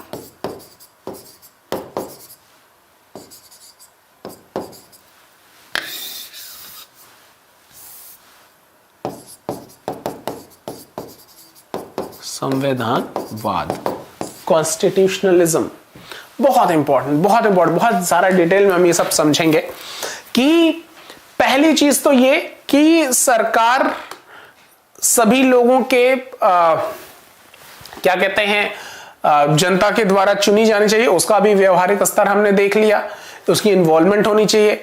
और सरकार जो भी चुनी जाए वो संविधान के अनुसार, उसकी भी अपनी एक लक्ष्मण रेखा, उसकी भी एक बाउंड्री हो, वो सर्टेन लिमिटेशंस के अंदर काम करे, ताकि उसकी अकाउंटेबिलिटी को फिक्स किया जा सके, उसके उत्तरदायित्व को निर्धारित किया जा सके। एक अच्छी सरकार के लिए बहुत अनिवार्य तत्व हैं ये जो कोट्स हैं छोटे छोटे, ये आपके एग्जाम्स में आप समझिए छौंक लगा के आपके आंसर्स के फ्लेवर को चेंज कर देंगे। बहुत जरूरी है कि आप इनको, जो भी आप में से यूपीएससी या अलग अलग पीसीएस परीक्षाओं की तैयारी कर रहे हैं, उनके लिए मतलब ये अनिवार्य है, जरूर समझिए, ताकि जब आप कॉन्स्टिट्यूशन की बात करेंगे, जब आप अपने सिलेबस के अकॉर्डिंग चीजों को फिर से फ्रेम करेंगे, तो ये सारी बातें बहुत मदद करती हैं आपको चीजों को समझने में। बिल्कुल इसको अवॉइड मत कीजिएगा, बहुत सिंसियरली लेने की जरूरत है। ठीक है, ओके। परिभाषाओं का सारांश, अब आइए क्या है इसका मतलब जो अभी तक हमने समझा। आइए अब तक की गई चर्चा को एक बार समेटते हैं, कंक्लूड करते हैं। हमने लोकतंत्र की इस सरल सी परिभाषा से बात शुरू की थी कि लोकतंत्र सरकार का एक ऐसा स्वरूप है जिसमें शासकों का चुनाव लोग करते हैं। हमने पाया कि जब तक हम इसके कुछ प्रमुख शब्दों के बारे में और स्पष्ट ना हो जाएं, यह परिभाषा पर्याप्त नहीं है। अनेक उदाहरणों के जरिए हमने शासन के एक तरीके के रूप में लोकतंत्र की 4 विशेषताओं को रेखांकित किया। इसके अनुसार लोकतंत्र शासन का एक ऐसा स्वरूप है जिसमें लोगों द्वारा चुने गए शासक ही सारे प्रमुख फैसले करते हैं। मतलब वो लोग फैसले करेंगे जो हम जनता के द्वारा चुने गए हैं। केवल इतना ही नहीं, चुनाव लोगों के लिए निष्पक्ष अवसर और इतने विकल्प उपलब्ध कराता है कि वो मौजूदा शासकों को बदल भी सकते हैं। मतलब जनता के पास हमेशा ये विकल्प हो कि वो जो भी सत्तारूढ़ लोग हैं, जो भी जिनके हाथ में शासन है, उनके पास हमेशा इस बात का भय बना रहे कि जनता हमसे ये अधिकार जो जनता ने हमें दिया वो छीन भी सकती है, उनको बदल भी सकती है अगर उन्होंने काम नहीं किया तो। यह विकल्प और अवसर सभी लोगों को समान रूप से उपलब्ध हो, कोई डिफरेंशिएट नहीं होना चाहिए दो नागरिकों के बीच में। और इस चुनाव से बनी सरकार संविधान द्वारा तय बुनियादी कानून और नागरिक अधिकारों के दायरे को मानते हुए काम करती है। यही चीजें मैंने आपको बताया, ये सब आप संविधानवाद में पढ़ेंगे। जब आप कॉन्स्टिट्यूशनलिज्म हम जब डिस्कस करेंगे बहुत डिटेल में, तो इन सारी बातों पे बहुत डिटेल में चर्चा करेंगे और ये सारे अनिवार्य तत्व होंगे जिसको आपको समझना ही पड़ेगा। ओके, अब यहां कुछ एक्सरसाइजेस हैं, अलग अलग देशों का एग्जाम्पल है, आपको ये एक्सरसाइज करना है, एक बार देख लीजिएगा आप। अब आइए, लोकतंत्र ही क्यों, वाई डेमोक्रेसी। ठीक है, तो अभी तक ने तो आपने समझा कि साहब लोकतंत्र क्या है, ठीक है, वाई डेमोक्रेसी, क्यों जरूरत है लोकतंत्र की।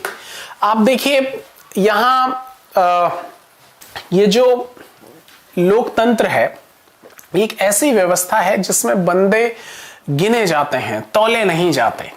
मतलब एक तरीके से उन्होंने कहा कि लोकतंत्र को कंपेयर किया भीड़ तंत्र से, ठीक है, कि भीड़ लोग, जहां भीड़ ज्यादा हो जाएंगे वहां वही ज्यादा हो जाएगा। तो ये सब चैलेंजेस हैं कई बार, वो भी अभी समझने की कोशिश करेंगे, आपको इसको और डिटेल में समझने की कोशिश करने की जरूरत है।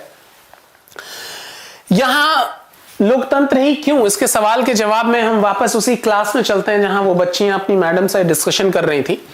यहां इन्होंने कहा कि मैडम लिंग 2 की कक्षा में एक बहस शुरू हुई थी। उन्होंने इस अध्याय को यहां तक पढ़ाने के बाद छात्रों से पूछा कि क्या उन्हें लोकतंत्र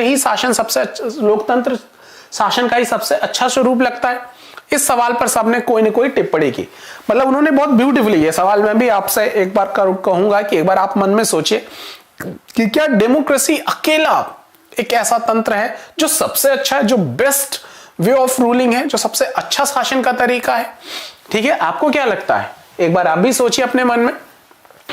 फिर यहां से चर्चा शुरू होती है। देखिए एग्जाम्पल में कितने खूबसूरती से एग्जाम्पल में ये एनसीईआरटी बता देती है।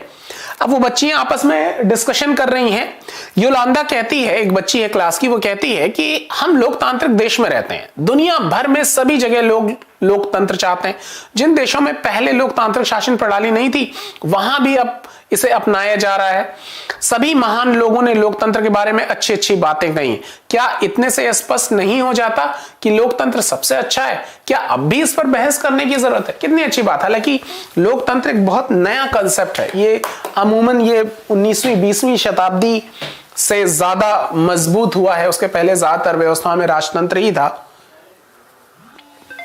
आज भी बहुत सारे देश हैं जहां राजतंत्र है, मोनार्क है। ठीक है, ये आपको फाइंड आउट करना चाहिए किन किन देशों में लोकतंत्र है, किन किन देशों में मोनार्क है। अच्छा, जिन देशों में लोकतांत्रिक व्यवस्था नहीं भी, वो भी क्लेम करते हैं खुद को कि नहीं साहब हम लोकतांत्रिक देश, क्योंकि एक पॉपुलर वे ऑफ रूलिंग है। तो ये बच्ची कह रही है कि साहब लोकतंत्र तो मतलब इतना बढ़िया, हमने इतना पढ़ा पहले नहीं था, हमने संघर्ष किया, लोकतंत्र मिला। तो ये बात अपने आप में पर्याप्त है इसको समझने के लिए लोकतंत्र सबसे अच्छा शासन है। फिर दूसरी बच्ची कहती है, तांगकिनी कहती है कि लेकिन लिंग 2 मैडम ने तो कहा था कि हमें किसी चीज को सिर्फ इसलिए नहीं मान लेना चाहिए कि बाकी सभी लोग उसे मान ले। बड़ी खूबसूरत चीज है। जरूरी नहीं है कि जो भीड़ कह रही हो वो हमेशा सही हो, आपके अपने लॉजिक्स होने चाहिए। और ये भी वो मत है कि एक व्यक्ति एक वोट, आपके अपने मत की बहुत वैल्यू है। जरूर इस बात का सम्मान आपको खुद भी करना चाहिए। बहुत जल्दी भीड़ का हिस्सा बनने का कोशिश नहीं करना चाहिए कि भीड़ को सही कह रहे हैं तो आपको भी सही कहा जाना जरूरी हो। आपके अपने मत है, पहले तो आप सम्मान कीजिए, कोई दूसरा करे उससे पहले। ओके, फिर ये कह रहा है कि क्या ऐसा नहीं हो सकता कि बाकी सभी लोग गलत रास्ते पे जा रहे हों? तो एक तीसरी बच्ची जेनी है, वो कहते हैं हाँ, ये गलत रास्ता ही है। लोकतंत्र ने हमारे देश को क्या दे दिया है? आधी सदी से ज्यादा समय से लोकतंत्र है और अभी देश में इतनी अधिक गरीबी है। उसने एक तंज कसा एक कमेंट किया कि साहब बहुत डेमोक्रेसी कहता हूं, हमको क्या मिला आखिर डेमोक्रेसी से? इतने समय से है, जब से आजादी तब से डेमोक्रेसी है और इतने साल बीतने के बाद भी हमारे देश में गरीबी है। फिर काहे का लोकतंत्र? तो एक अलग दूसरी बच्ची कहती है लेकिन लोकतंत्र इसमें क्या कर सकता है? हमारे यहाँ लोकतंत्र के कारण गरीबी है या लोकतंत्र होने के बावजूद भी गरीबी है? आप देखिए कितनी इंपॉर्टेंट चीज, इसी को कहते हैं भाषा की खूबसूरती। ये सब आपको सीखने की जरूरत है। क्या हमारे यहां लोकतंत्र के कारण गरीबी है, यानी जो पॉवर्टी है उसका रीजन डेमोक्रेसी है, या लोकतंत्र होने के बावजूद भी गरीबी है? ये बहुत इंपॉर्टेंट है, बहुत इंपॉर्टेंट है कि आप एग्जाम में इसलिए फेल हो गए क्योंकि आपके पास बहुत सारा मटेरियल है, ठीक है, इसलिए फेल हो गए, या बहुत तमाम सारे मटेरियल होने के बावजूद फेल हो गए? ये बहुत इंपॉर्टेंट अप्रोच है कि आप किस अप्रोच के रास्ते पर आप चलते हैं। जब आप कोई चुनाव करते हैं वही आपके लक्ष्य में सफलता की प्रोबेबिलिटी तय करता है। तो बहुत जरूरी है कि आप इस बात को, जब भी आप अपनी बातों को तय करें तो बहुत गंभीर बातें, इन सारी बातों का अभ्यास डालिए। देखिए कितनी खूबसूरती से एनसीईआरटी ने यहां फ्लैश किया कि एक बच्ची कहती है कि ठीक है, एक शिकायत करती है कि भाई लोकतंत्र है हमारे देश में, हमने क्या हासिल कर लिया, गरीबी है। तो दूसरी वाली बच्ची कहती है कि विचार करो कि लोकतंत्र के कारण गरीबी है या लोकतंत्र के बावजूद गरीबी है। कितनी खूबसूरत चीज। फिर वो कहती है जो भी है इससे क्या फर्क पड़ता है, मुद्दा यह है कि हमें शासन का सर्वश्रेष्ठ रूप नहीं मान सकते। लोकतंत्र का मतलब है अराजकता, अस्थिरता, भ्रष्टाचार और दिखावा। राजनेता आपस में ही लड़ते रहते हैं, देश की परवाह किसे है। ठीक है, यहां क्या कहते हैं, यहां सारे लोग, सारे नेता बस आपस में झगड़ रहे हैं, हम बढ़िया हम बढ़िया। ठीक है, हर नेता हर दूसरे की कमियां बता रहा है। ठीक है, तो ये सारी चीजों में कहां हमको वो बेनिफिट मिल के आ रहा है जिस बेनिफिट्स की हम बात कर रहे हैं। तो ये एक बच्ची बोलती है तो फिर इसकी जगह कौन सी प्रणाली। अब यहां से प्रश्न शुरू कि चलो ठीक है लोकतंत्र के चैलेंजेस, लेकिन लोकतंत्र नहीं तो फिर क्या, विकल्प क्या है हमारे पास। ठीक है, ये कहती है तो फिर इसकी जगह कौन सी प्रणाली होनी चाहिए। क्या अंग्रेजी हुकूमत वापस लाई जाए, क्या ब्रिटिशर्स को जाना, प्लीज चलो महारानी जी फिर से हमको गुलाम बनाओ। बाहर से किसी राजा को देश पर शासन के लिए बुलाया जाए, जो भी लगता हो कि अमेरिका में बहुत अच्छा लग रहा है, बाइडेन जी करे कहते प्रभु हमारे भी संसद को संभाल लो आप ही। क्या ये विकल्प है? उनके आ जाने से क्या भारत अमेरिका हो जाएगा? ठीक है, फिर वो एक अलग बच्ची कहती है कि पता नहीं, पर मुझे लगता है कि देश को एक मजबूत नेता की जरूरत है। ऐसे नेता की जिसे चुनाव की, संसद की परवाह ना हो, एक ही नेता के पास सारे अधिकार हों, देश के हित में जो कुछ जरूरी हो वो सब करने में उसे सक्षम होना चाहिए। सिर्फ इसी से देश की गरीबी और भ्रष्टाचार खत्म होंगे। एक बच्ची ने अपनी एडवाइस, आप भी अक्सर ऐसी बातें करते हैं कि यार एक सशक्त नेता हो वो बहुत जरूरी है। ठीक है, सुभाष चंद्र बोस जी भी कहते थे कि शुरुआत में जनता को ट्रेंड किया जाए डेमोक्रेसी के लिए, बड़ी खूबसूरत। वो एक अलग बात अलग कॉन्टेस्ट में कहते थे। तो ये सारी चीजें वो डिस्कशन में ये चल रहा था। वो बच्ची ने कहा कि साहब हमको मजबूत नेता चाहिए, भले उसका सीना 56 इंच का ना हो, लेकिन करेज बहुत जरूरी है। हालांकि करेज का साइज से कोई लेना देना नहीं होता। ठीक है, तो यहां वो कहती मजबूत नेता चाहिए जो देश को सही डिसीजन ले सके। ठीक है, फिर कोई पीछे से कोई बच्चा चिल्लाए इसे तो तानाशाही कहते हैं, मतलब एक ही के पास सारे अधिकार होंगे तो वही तो डिक्टेटर हो जाएगा।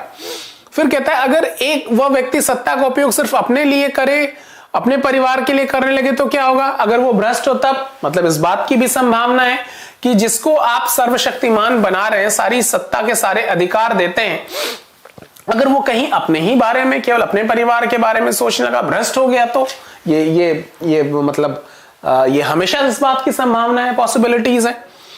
तो वो कह रहे नहीं मैं सिर्फ ईमानदार, संजीदा और मजबूत नेता की बात कर रही हूं।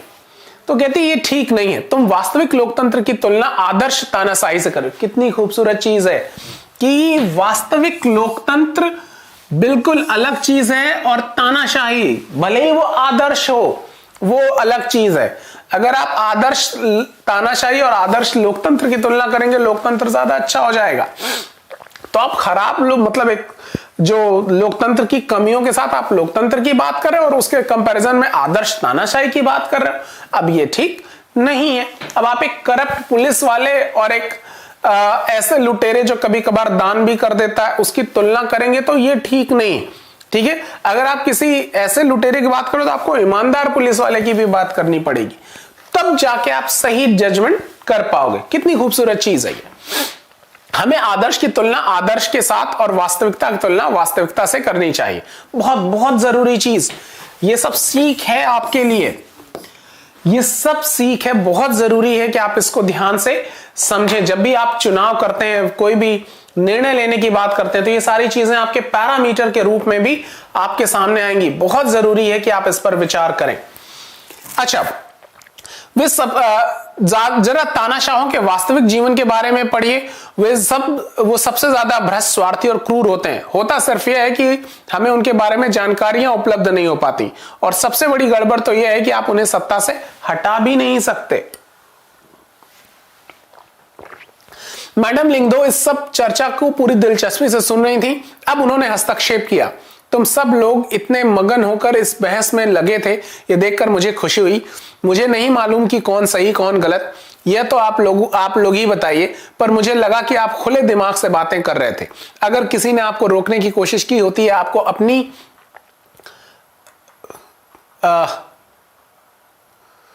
यहां शायद कुछ कट गया, ठीक है, अपनी बात करने से रोका होता तो शायद इस तरीके से बातें निकलकर नहीं आ पाती, ठीक है। अब यहां लोकतंत्र के खिलाफ क्या तर्क है, अब उसके चैलेंजेस की बात की, what is drawbacks of democracy, what is challenging point of democracy, उसके लिए जो चुनौतियां हैं लोकतंत्र की वो क्या है, उसको थोड़ा सा समझने की कोशिश करते हैं हम लोग। यहां इस चर्चा में लोकतंत्र के खिलाफ अधिकांश तर्क सामने आ गए जिसे हम आमतौर पर सुनते हैं।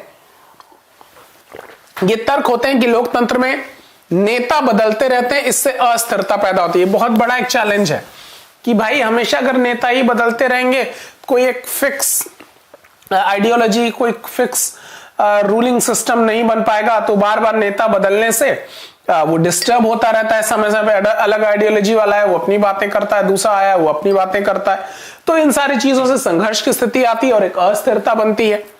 लोकतंत्र का मतलब सिर्फ राजनीतिक लड़ाई और सत्ता का खेल है, यहां नैतिकता की कोई जगह नहीं। ये लोकतंत्र की केवल आपस में ही लोग जो पॉलिटिकल पार्टीज लड़ते रहते हैं, यहाँ कोई मॉरलिटी, कोई एथिक्स नाम की चीज ही नहीं है, ये कुछ बातें उठाई जाती हैं। लोकतांत्रिक व्यवस्था में इतने सारे लोगों से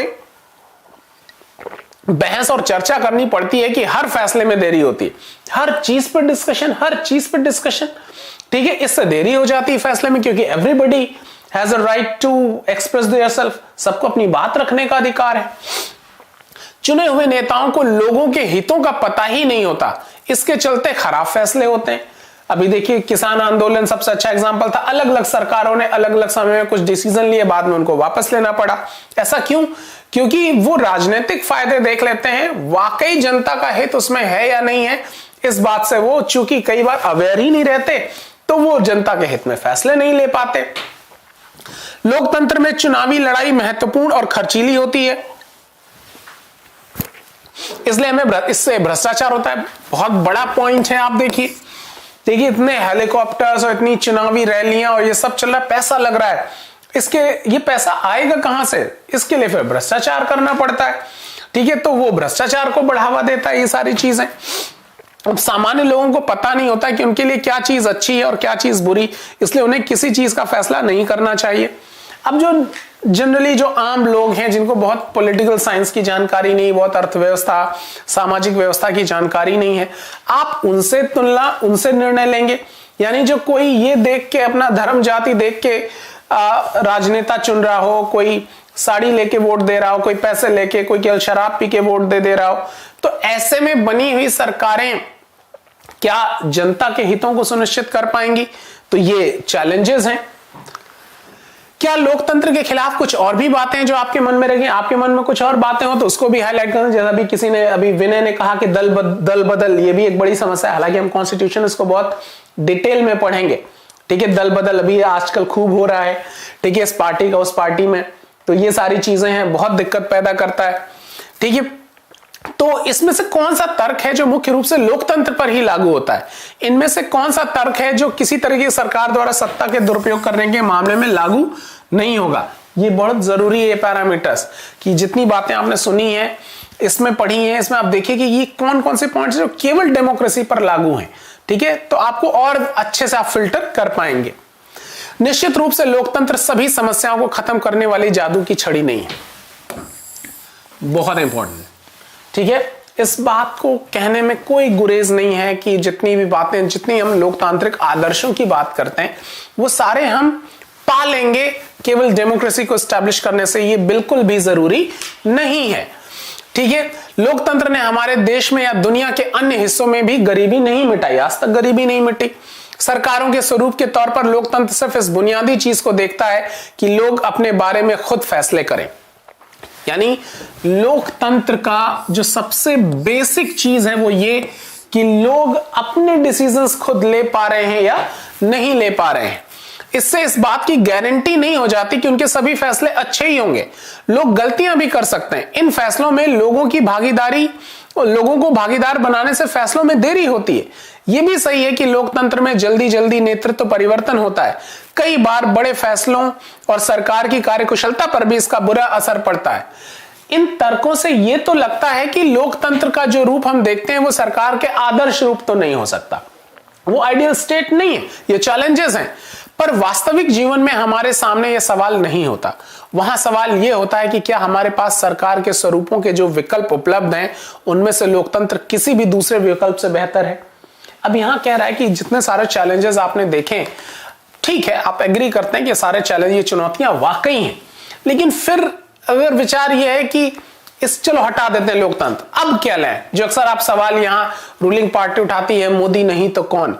ठीक है, तो ये प्रश्न, जो इस तरीके के प्रश्न बनाए जाते हैं, ये बड़ा महत्वपूर्ण है और इसी आधार पर फिर आप जितने विकल्प आपके पास ज्यादा रहेंगे उतना ही बेहतर आपकी स्थिति होती है। तो यहां ये कह रहा है कि लोकतंत्र के फिर पक्ष में क्या है। यहां कहता है चीन में 1958 और 61 के दौरान अकाल विश्व इतिहास का अब तक ज्ञात सबसे भयावह अकाल था। यहां आया अकाल पड़ा, सबसे बड़ा अकाल था। इसमें करीब 3 करोड़ लोग भूख से मर गए। उन दिनों भारत की आर्थिक स्थिति चीन से कोई बहुत अच्छी नहीं थी, फिर भी भारत में चीन के समान अकाल और भूखमरी की स्थिति नहीं आई। अर्थशास्त्रियों का यह मानना है कि ऐसा दोनों देशों की सरकारी नीतियों के अंतर के कारण हुआ। भारत में लोकतांत्रिक व्यवस्था होने से भारत सरकार ने खाद्य सुरक्षा के मामले में जिस तरह से काम किया वैसा करने की जरूरत चीनी सरकार को महसूस नहीं की। अर्थशास्त्रियों का यह भी कहना है कि किसी भी स्वतंत्र और लोकतांत्रिक देश में कभी भी बड़ा अकाल और बड़ी संख्या में भुखमरी नहीं हुई। बहुत बड़ा पॉइंट जो आप एक डेमोक्रेटिक कंट्री में बात करते हैं। आप देखिए अंग्रेजों के शासनकाल में कितने अकाल पड़े, उनकी नीतियों की वजह से। देश के आजादी के बाद एक 62-63 के दौरान कुछ अकाल आया था, वो भी नियंत्रित कर लिया गया था। वो भी तब जब हमारे पास संसाधन बहुत सीमित थे, देश अभी ताजा आजाद हुआ था, उस तरीके के रिसोर्सेज हम डेवलप नहीं कर पाए। लेकिन उसके बाद दोबारा कभी नहीं। हमने जय जवान जय किसान का नारा देकर किस तरीके से ग्रीन रिवॉल्यूशन को प्रमोट किया अपने यहाँ, ये संभव हो सका क्योंकि हमारे यहाँ डेमोक्रेटिक सिस्टम था। अगर चीन में भी बहुदलीय चुनावी व्यवस्था होती तो विपक्षी दल होता और सरकार की आलोचना कर सकने वाली स्वतंत्र मीडिया होती, तो इतने सारे लोग भूख से नहीं मरते। ठीक है, जो सरकार कर रही है उसकी कहीं कोई चर्चा ही नहीं, कोई आलोचना ही नहीं, कोई दबाव भी नहीं था उनके ऊपर। यह उदाहरण लोकतंत्र को सर्वश्रेष्ठ शासन पद्धति बनाने वाली विशेषताओं में से एक को बहुत स्पष्ट ढंग से सामने लाता है। लोगों की जरूरत के अनुरूप आचरण करने के मामलों में लोकतांत्रिक शासन प्रणाली किसी भी अन्य प्रणाली से बेहतर है। ये बहुत इंपॉर्टेंट चीज, बहुत इंपॉर्टेंट पॉइंट कि व्हाई डेमोक्रेसी इज रिक्वायर्ड, यही टॉपिक था कि क्यों जरूरत है। पहली चीज, ये अकेला ऐसा शासन प्रणाली है जो लोगों के हितों को सुनिश्चित करने की बात करता है।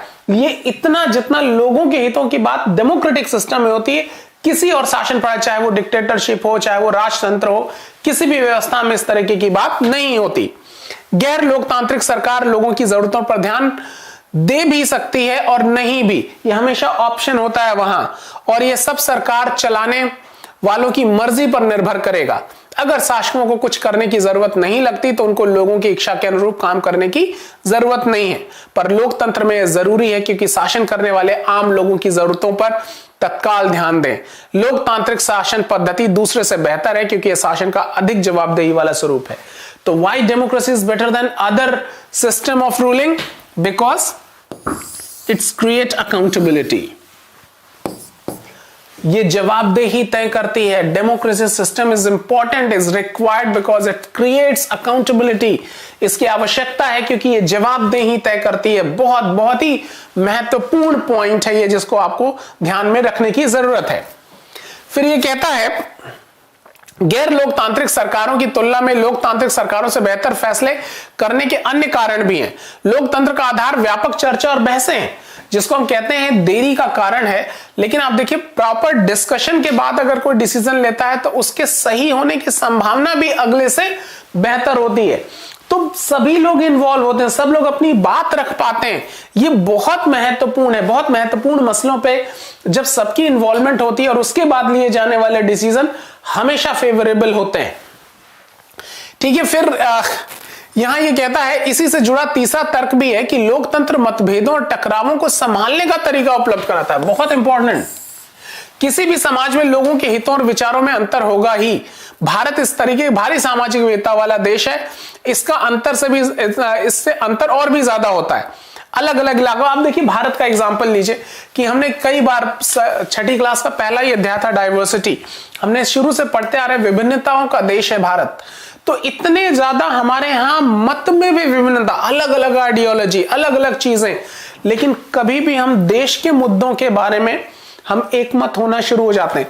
तमाम इस डिस्कशन के बावजूद, लोगों की इन्वॉल्वमेंट होने के बावजूद, इतनी मतभेदों के बावजूद हम कैसे, किस व्यवस्था में, सोचिए इतने मतभेद हैं, तो कौन सी व्यवस्था है जो हमारे हितों को सुनिश्चित करेगी? अकेली लोकतांत्रिक है, क्योंकि वो सभी के मतों को, सभी की आइडियोलॉजी को वैल्यू देती है। ये किसी और व्यवस्था में ये संभव नहीं है।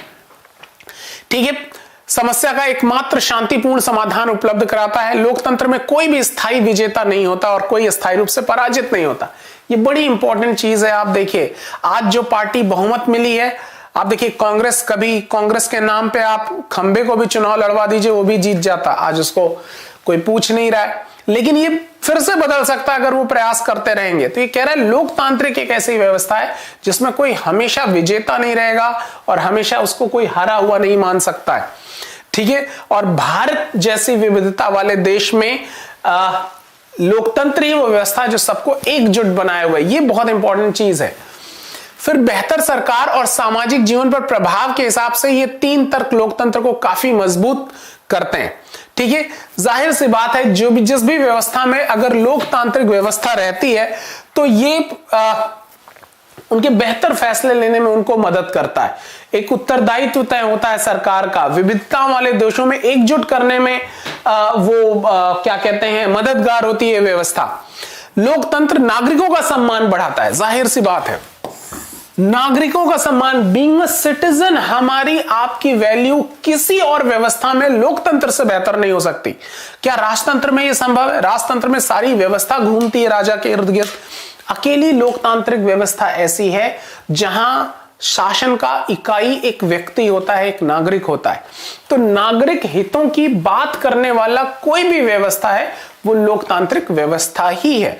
तो ठीक है, वो सारे चैलेंजेस हैं, लेकिन ये सारे बेनिफिट्स भी हैं। कोई गरीब भी, आपने वो शांता वाली कहानी याद होगी कि वो लाइन में वोट देते वक्त लाइन में लगी हो, कह रही हमारे मालिक भी लाइन में लगे हुए।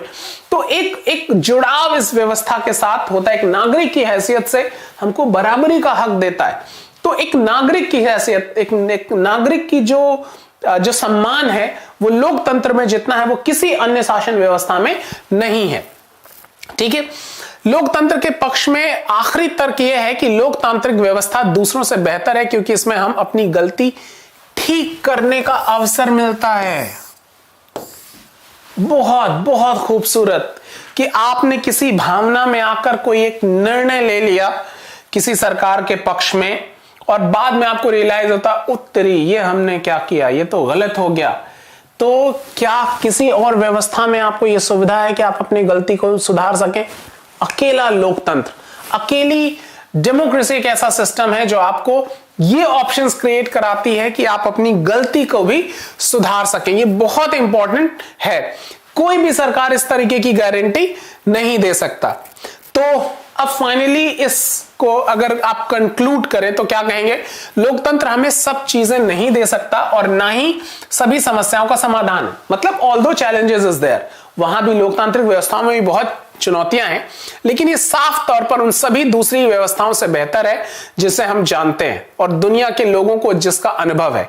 ये अच्छे फैसलों के लिए बेहतर अवसर उपलब्ध कराता है, इसमें लोगों की इच्छाओं का सम्मान किए जाने की ज्यादा संभावना है और इसमें अलग अलग तरह के लोग ज्यादा बेहतर ढंग से साथ साथ रह सकते हैं।